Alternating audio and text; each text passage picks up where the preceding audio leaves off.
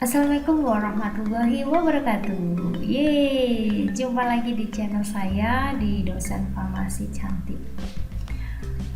Saya akan membahas tentang hubungan struktur sifat kimia fisika dengan proses absorpsi obat.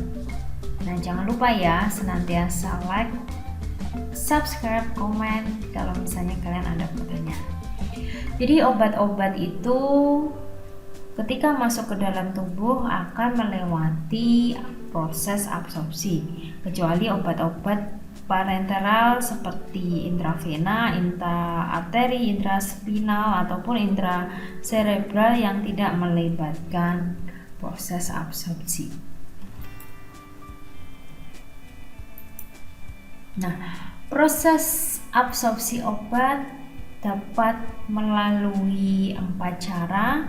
Yang pertama adalah melalui saluran cerna, yang kedua mata, yang ketiga paru, yang keempat adalah kulit.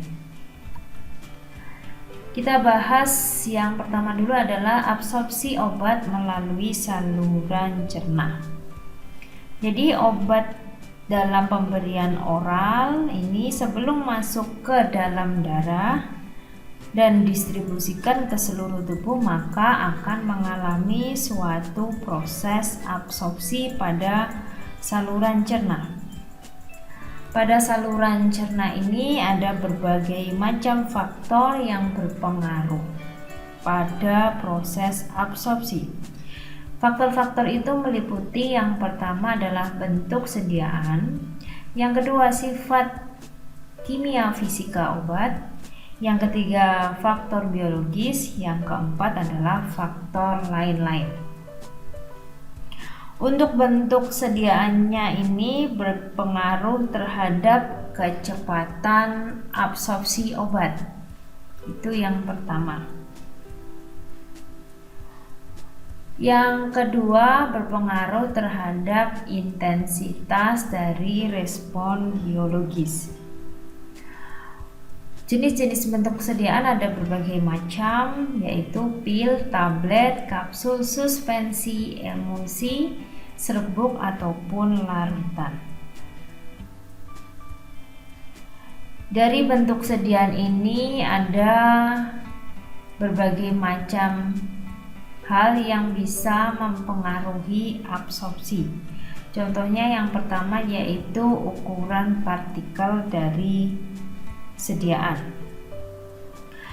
Semakin kecil ukuran partikel, maka luas permukaan yang kontak dengan pelarut akan semakin besar.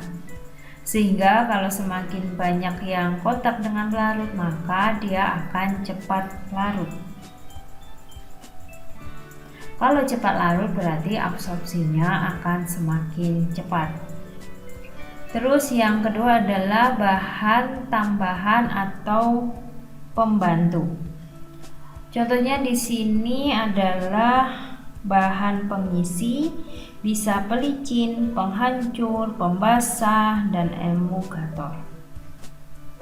Bahan-bahan itu bisa berpengaruh terhadap waktu hancur ataupun proses melarutnya obat tersebut di dalam pelarut.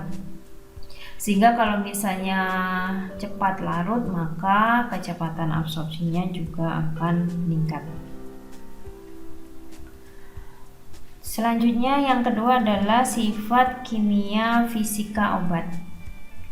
Jadi obat-obat dalam bentuk asam, basa, ester, garam, kompleks atau hidrat dapat mempengaruhi kelarutan dalam lemak dibanding air, ataupun juga bisa mempengaruhi derajat ionisasi.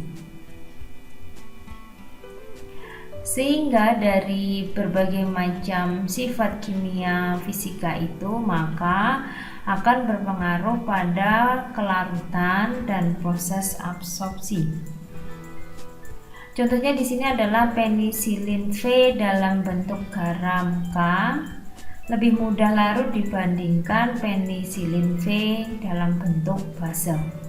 Sehingga penisilin V ini dalam bentuk garam kalium akan mudah diserap daripada bentuk base. Ataupun contoh yang lain adalah novobiosin dalam bentuk amorf lebih cepat larut dibandingkan bentuk kristal.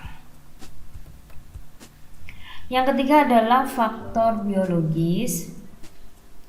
Faktor apa saja yang berpengaruh terhadap absorpsi, yaitu pH atau variasi keasaman dari saluran cerna.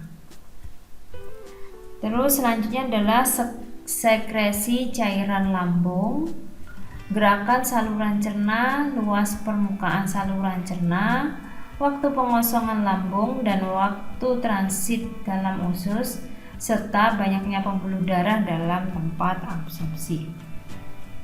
Terus yang keempat adalah faktor-faktor lain apa saja, yaitu umur, diet, ataupun interaksi obat dengan senyawa lain, serta adanya penyakit. Berikut ini adalah contoh absorpsi obat yang bersifat basa lemah seperti amina aromatik. Jadi amina aromatik ini contohnya adalah aminopirin, asetanilit, kafein, kuinin. Ketika obat-obat yang mengandung NH2 jika diberikan secara oral masuk ke dalam lambung dengan pH lambung adalah 1 sampai 3,5, maka obat basa lemah sebagian besar akan menjadi bentuk ion NH3. Jadi di sini dalam kotaknya yang ada di lambung, kalau misalnya dia basa lemah, dia bertemu dengan pH asam, maka dia akan dalam bentuk terion.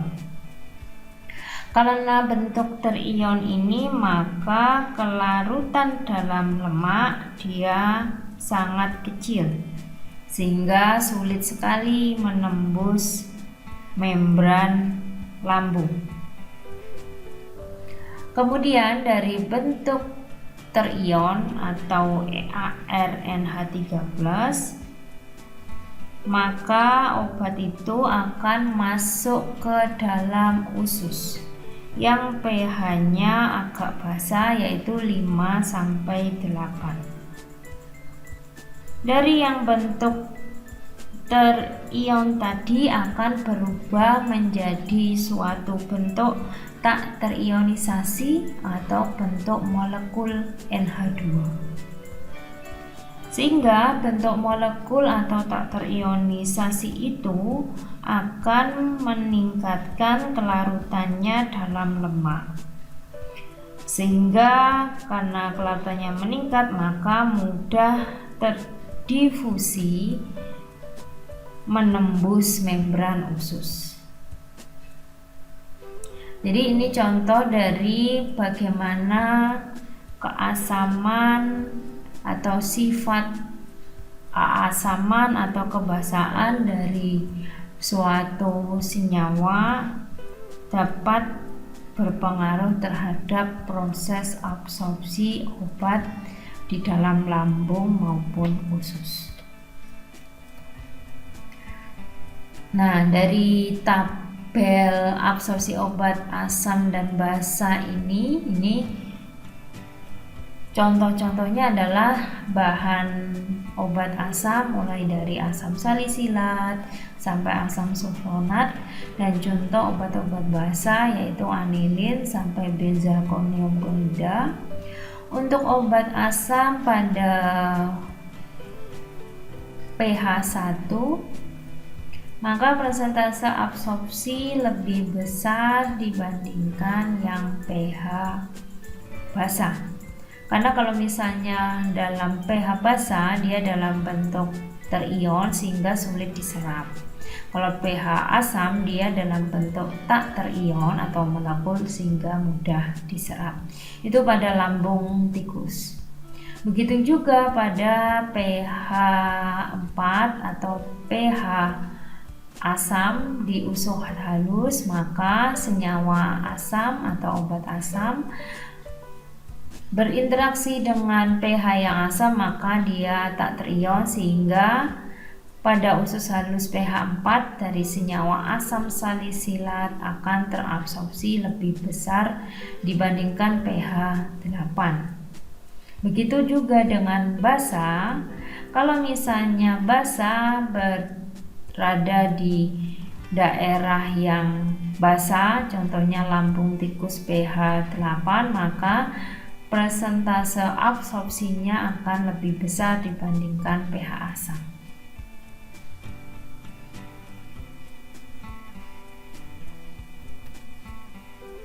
Bagaimana hubungan koefisien partisi kloroform air dan proses absorpsi bentuk tak terionisasi?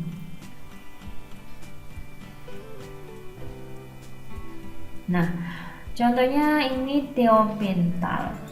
Tiopental ini memiliki nilai koefisien partisi yang paling tinggi. Jadi kalau misalnya memiliki koefisien partisi yang paling tinggi, maka absorpsinya juga paling besar. Kenapa? Karena bentuk tak terionisasinya paling besar atau bentuk molekulnya paling besar, sehingga mudah larut dalam lemak dibandingkan dengan manitol yang dia koefisien partisinya paling kecil, sehingga persentase penyerapannya juga paling kecil. Terus yang kedua adalah absorpsi obat melalui mata. Untuk absorpsi melalui mata ini, obat akan melewati membran konjungtiva dan sebagian kornea.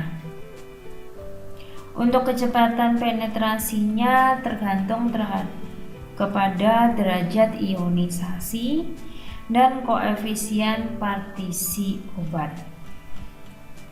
Bentuk obat yang tak terionisasi ataupun dalam bentuk molekul akan lebih mudah larut dalam lemak, sehingga lebih cepat terabsorpsi di dalam membran.